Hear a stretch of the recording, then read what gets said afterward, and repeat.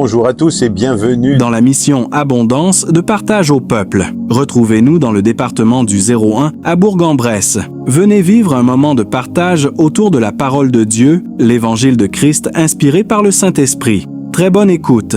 Amen, amen. En même temps que ces quelques jours de vacances, je tenais à vous faire partager quand même cette manne d'aujourd'hui et vous dire que chacun d'entre nous, nous devons connaître le Dieu d'Abraham.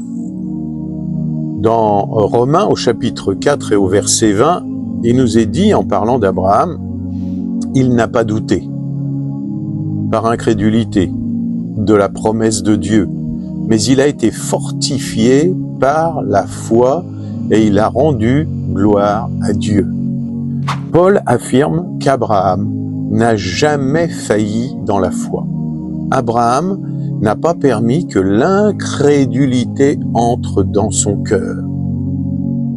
Nous savons que l'une des stratégies de Satan est de semer le doute dans le cœur de l'homme, et cette semence, lorsqu'elle germe, elle donne un fruit qui amène à la destruction, à l'échec. Abraham entretenait une relation intime avec Dieu jusqu'à être appelé son ami. Dieu lui confiait ses secrets et lui donnait la direction pour sa vie. Abraham croyait et agissait en accord avec chaque parole sortie de la bouche de Dieu. Lorsque Dieu va faire la promesse à Abraham qu'il aurait un fils, il va croire immédiatement à cette parole. Et la Bible nous révèle qu'en son temps, Dieu accorda à Abraham le fils promis. Mon frère, ma sœur, vouloir le Dieu d'Abraham dans notre vie implique que nous agissions comme lui. Combien de fois nous avons voulu recevoir les mêmes bénédictions qu'Abraham, mais lorsque nous sommes prêts à les recevoir, est-ce que nous sommes prêts à payer le prix qu'il a payé?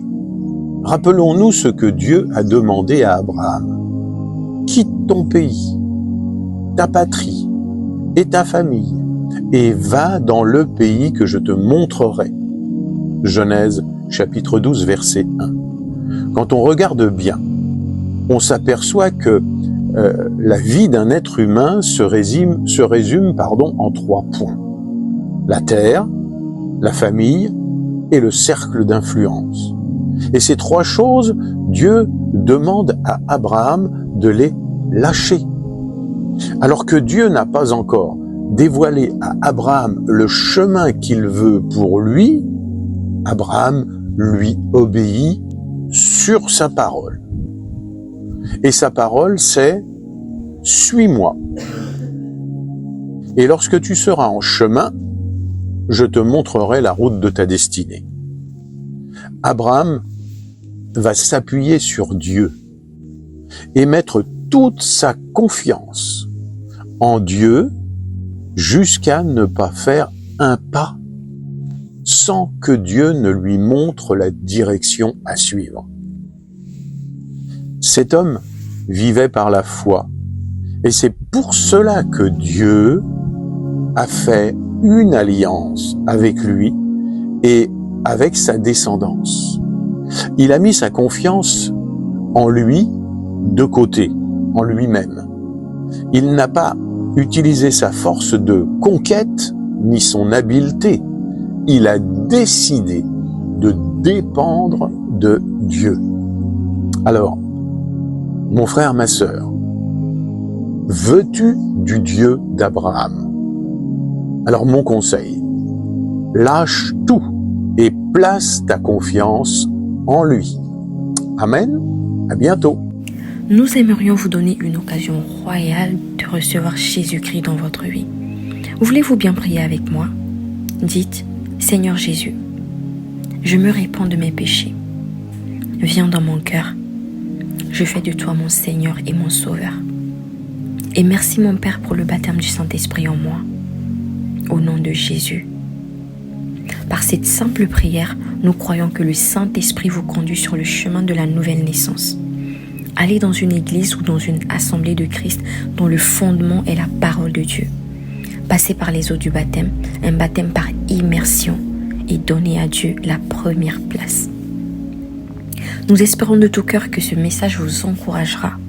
Si vous connaissez une personne de votre entourage, une famille ou toute une communauté pour qu'elle puisse être encouragée ou être relevée, n'hésitez pas à le partager.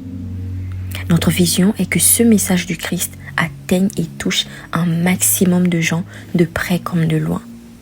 C'est ensemble notre mission d'édifier le corps de Christ car Jésus revient. Appuyez sur la cloche de notification et merci infiniment de nous soutenir en vous abonnant à notre chaîne. N'hésitez pas à laisser vos contributions et vos requêtes de prière dans la section des commentaires. Nous prierons pour vous. Amen et soyez abondamment bénis.